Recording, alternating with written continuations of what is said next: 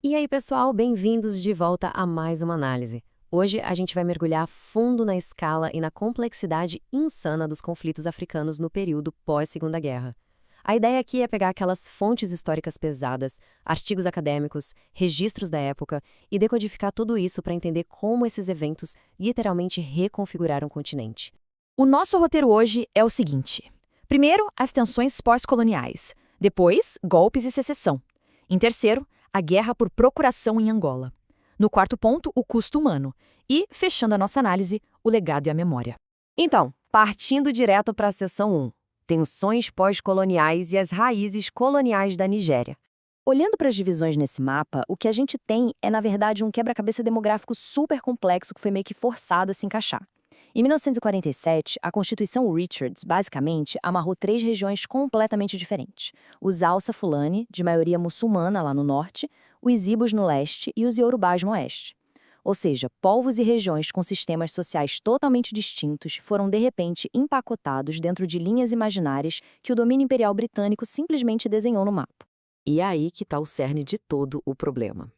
A gente está falando de mais de 250 grupos étnicos distintos sendo empurrados para dentro de uma única nação super instável na hora da independência em 1960.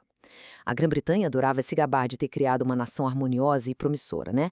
Mas, na real, esse otimismo todo escondia uma falta de unidade assustadora. O Sul tinha muito mais influência do comércio e da educação ocidental, enquanto os líderes tradicionais do Norte preferiram manter um sistema bem conservador.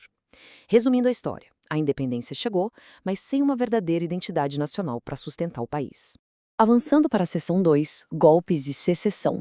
O caos de 1966. E olha só como esse barril de pólvora explode rápido. Janeiro de 1966, jovens oficiais, a maioria Igbos, orquestram o primeiro golpe militar. E as retaliações, claro, vieram a jato. A partir de maio, começaram massacres terríveis no norte, mirando justamente o pessoal do sul. Pula para julho e temos um segundo golpe, agora liderado pelo norte, que derrubou o líder anterior e botou Yakubu Gowon no poder. Em setembro, os massacres escalaram num nível tão absurdo que mais de 600 mil Igbos e outros sulistas tiveram que largar tudo e fugir para o leste. Era o colapso total. A Nigéria estava desmoronando, culminando na secessão de Biafra em maio de 67. Essa citação aí na tela, recolhida por um correspondente internacional na época, é brutal, não é? Ela mostra muito bem a ausência absoluta de proteção do Estado. As fontes deixam claro que a carnificina continuava rolando solta sem absolutamente nenhuma punição ou interferência do governo central, que ainda tentava se estabelecer. A lei e a ordem pública simplesmente deixaram de existir ali. Diante dessa matança contínua e de negociações que não levavam a lugar nenhum, o tenente-coronel Ojukwu tomou uma atitude histórica. Ele declarou o sudeste da Nigéria como a República Independente de Biafra. E foi isso que acendeu o estopim para uma guerra civil sanguinária de 3 anos. E olha, um conflito desse tamanho, numa região cheia de petróleo, não ia ficar restrito ao nível local por muito tempo. Potências globais como o Reino Unido, a União Soviética e os Estados Unidos logo entraram no jogo, monitorando tudo de perto, de olho nos próprios interesses. O que nos leva à seção 3, Guerra por Procuração em Angola, focando na Batalha de Cuito-Cuanavale, que rolou lá na década de 80. Reparem nessa simetria tática. É fascinante e, ao mesmo tempo, mostra a escala gigante de intervenção estrangeira. De um lado, as forças do governo angolano e de Cuba formavam um exército gigantesco, de 40 a 50 mil soldados, pesadamente armados com tanques e caças soviéticos. Do outro lado, as forças de defesa da África do Sul, operando junto com a UNITA, tinham uma quantidade de tropas bem menor. Só que eles operavam unidades altamente mecanizadas, com uma artilharia de longo alcance incrivelmente rápida e letal. E como essa teoria toda se traduziu lá no campo de batalha?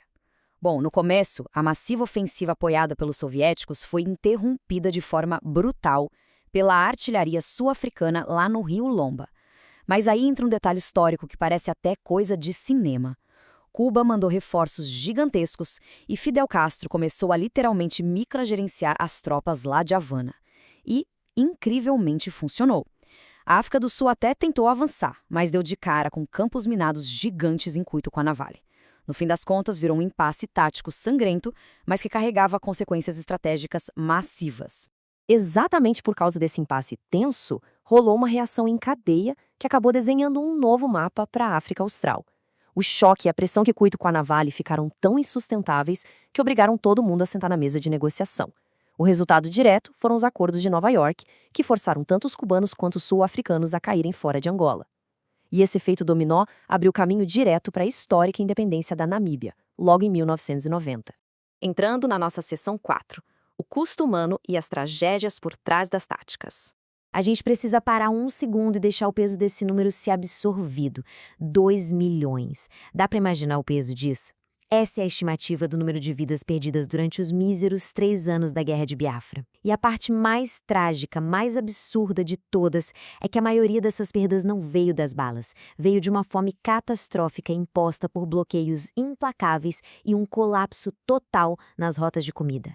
E foi essa situação horrível de inanição que transformou um conflito interno da Nigéria em uma urgência mundial. Pelo desespero da população, a Guerra de Biafra acabou sendo apelidada de Guerra Mundial em miniatura. Uma das maiores intervenções humanitárias da história moderna foi montada, com a participação da Cruz Vermelha Internacional e até do Vaticano, tentando desesperadamente levar comida para esse povo. É um contraste gritante, né? Enquanto em Angola o foco era todo no armamento pesado de ponta, em Biafra a guerra esmagava civis de um jeito muito mais silencioso, através da fome. O que nos traz a nossa última parte, seção 5, legado e memória, e como a história lembra de tudo isso. E aqui a gente vê de forma brilhante como o trauma profundo de um povo encontra uma saída. A dor coletiva de Biafra serviu de combustível para algumas das maiores mentes literárias da Nigéria.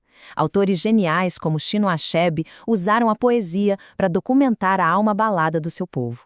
E mais recentemente, a gente tem a Chimamanda Ngozi Adichie, que capturou toda a agonia dessa secessão fracassada no sucesso global Meio Sol Amarelo.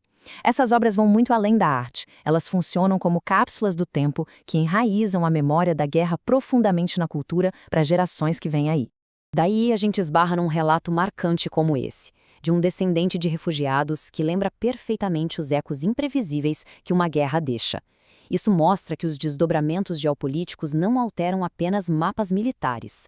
Movimentos em massa de pessoas reescrevem histórias e criam novas conexões do outro lado do mundo. Como testemunho destaca, a política do governo brasileiro lá atrás de aceitar refugiados da guerra em Angola acabou moldando vidas modernas, criando raízes no Brasil de forma totalmente impulsionada pelas explosões de um passado não tão distante. Para encerrar nossa análise, fique essa reflexão aqui. A gente conversou sobre táticas militares, desenhamos linhas nos mapas e relembramos os milhões de vidas que se perderam. Mas pensem bem, se até hoje, mais de 3 décadas depois, historiadores ainda batem boca sobre quem realmente venceu em Cuito Cuanavale e se a literatura continua reabrindo a ferida nigeriana para o mundo, quando é que essas guerras de fato terminam? Parece que o impacto nunca cessa só com a assinatura de um acordo de paz.